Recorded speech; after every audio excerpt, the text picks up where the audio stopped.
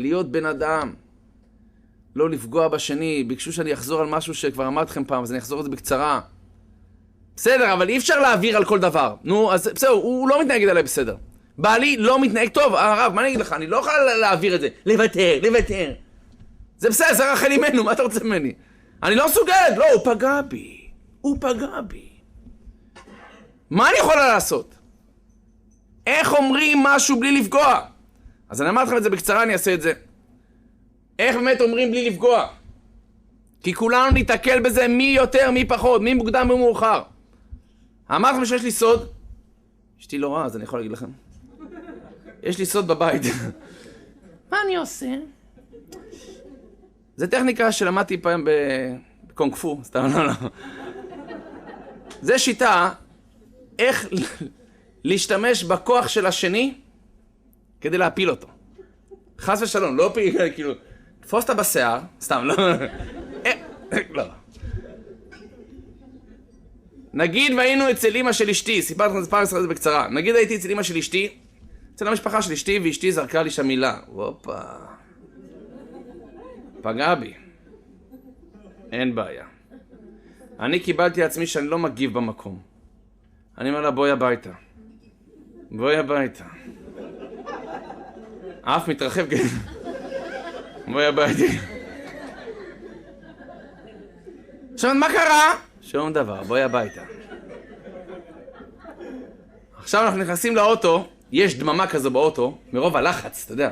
כל הזמן מפחד להגיד איזו מילה, למה אתה יודע, עוד רגע יהיה פה פיצוץ. אני נוסע.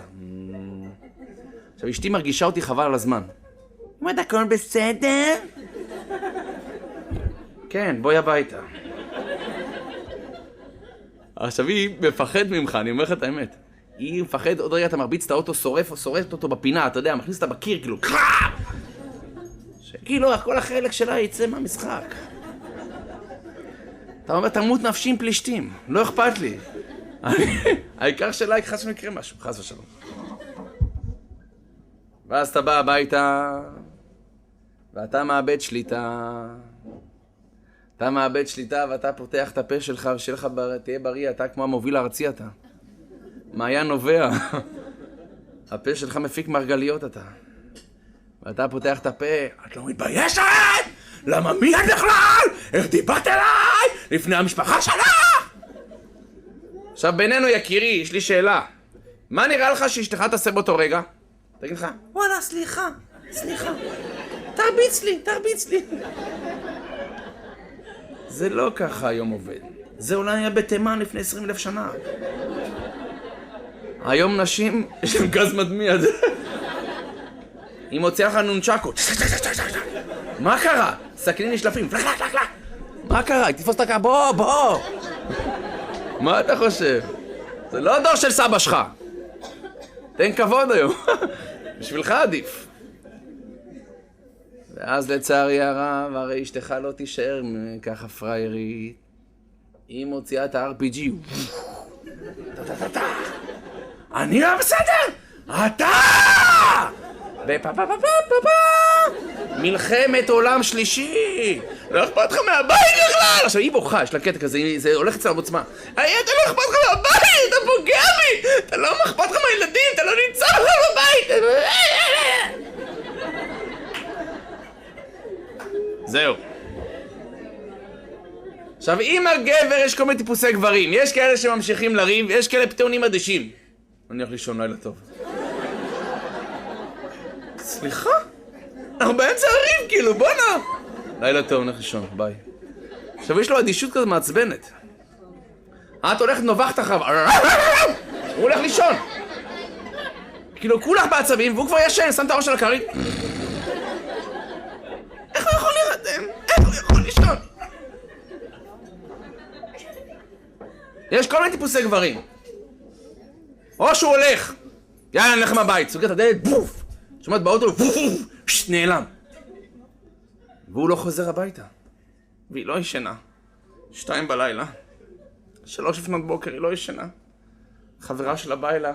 אומרת, בואי תהיי איתי, אני לא יכולה לישון, בעלי לא נמצא. תראי כבר, אבא בבוקר, לך תדעי מה הוא עושה. אולי הוא עם. אומרת לה, למה להיות פסיבית? למה להיות פסימית? אולי נהרג בתאונת דרכים. למה להיות פסימי, אתה יודע? בוגד, למה לחשוב ככה?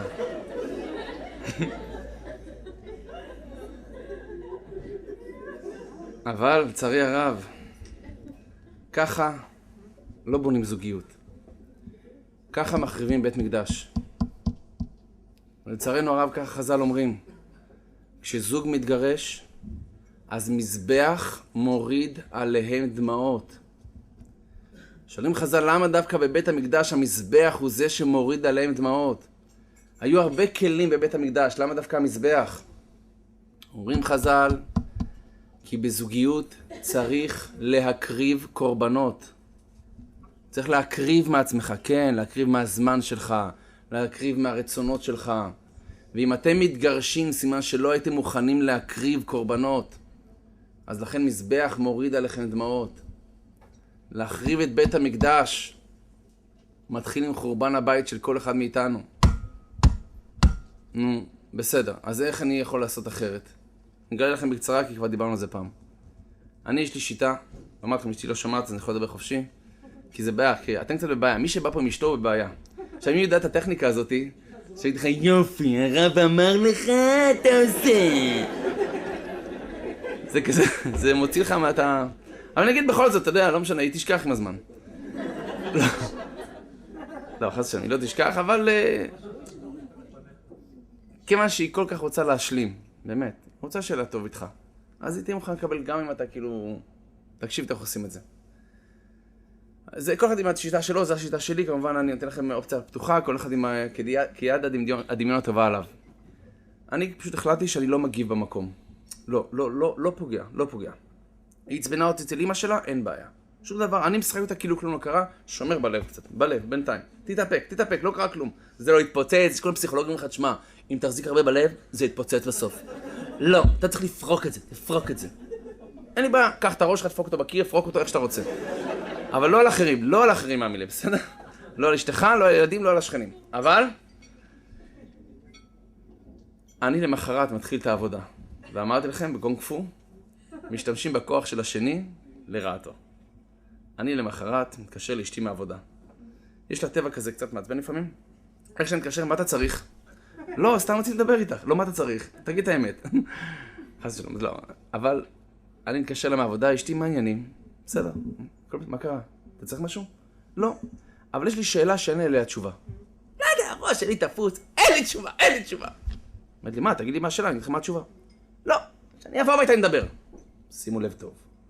התחלתי לחמם את המערכת. בלי שהיא תרגיש, אני הדלקתי את המדורה על אש קטנה.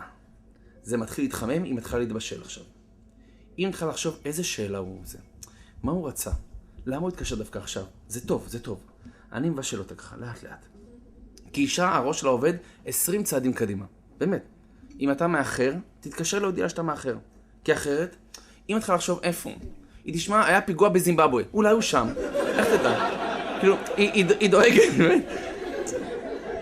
אבל אני נותן לה להתבשל, לאט, תן לה, זה טוב.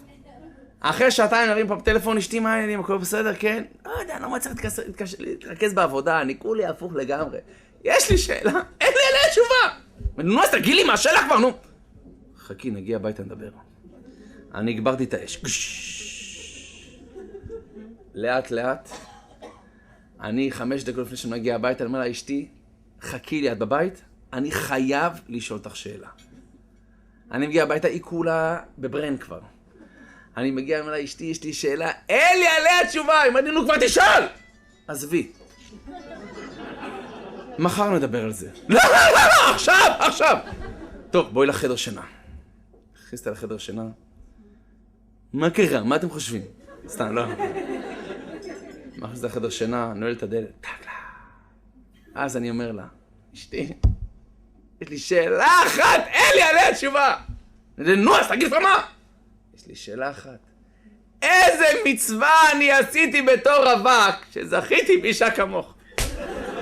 כזו יפה, כזו חכמה, כזו טובה עם הילדים, איזה אישה! אשתי הולכת לפינה, מתחילה ללבלב. לי. היא מקבלת צמרמורת, יואו, עושים את זה. עכשיו אני ממשיך להרים, זה נקרא בכדורעף להרים להנחתה. אני מרים אותה עוד קצת. מה? ואת עם הילדים, והיא איתי, איך מפנקת, איך זה, והיא כאילו לי. היא מתרוממת. אני מכין את זה, עוד רגע, אני מוריד את ההנחתה. ואחרי שהרמתי אותה ככה טוב, אני משחיל את זה בקטנה. אמרתי, אבל יש איזה משהו קטן שקצת מפריע לי. אמרתי לי, מה? אתמול שינו אצל אמא שלך. מה זה פגעת בי? באמת? יואו, עיניים שלי כפות! סליחה, מצטערת. ואני עושה וי כזה קטן בצד.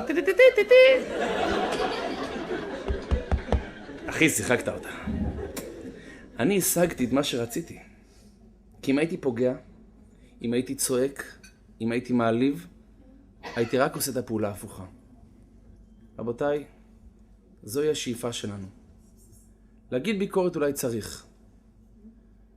לעורר את השני אין ברירה, אולי אי אפשר אחרת. אבל בואו נשנה גישה עכשיו. כלפי עצמנו, כלפי השכנים, כלפי כל עם ישראל. חבר'ה, זה לא פשוט. עם ישראל היה בשעננות יותר מדי זמן. גם אנחנו לפעמים יותר מדי שעננים. אם זה בתור עם ישראל, אם זה בתור בן אדם בישראל, בואו נפסיק, נעצור היום.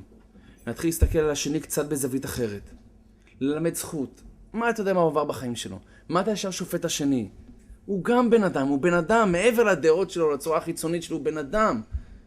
יש לו גם דברים שהוא אוהב, דברים שהוא שונא. עזוב, אל תשפוט אותו. מי אנחנו בכלל שנשפוט אחרים? ואם צריך לתת ביקורת מאוד בעדינות, אחרי הרבה מאוד פרגונים, הכי עדין שאפשר, אפשר, ואז אולי זה יתקבל. אבל לזכור, בית מקדש נחרב על שנאת חינם. בית מקדש נחרב על שנאת אחים. אני לא רוצה לחשוב מה יכול לקרות. בואו נעזור אחד לשני. בואו נעצור את המערכת. תשעה באב הזה, זה התשעה באב האחרון יהיה לנו מבחינתנו. בית מקדש שנחרב זה לא רק בית בבית המקדש, זה גם הבית שלך בבית. זה גם הבית שלך עם אשתך, עם החברה, עם הילדים שלנו.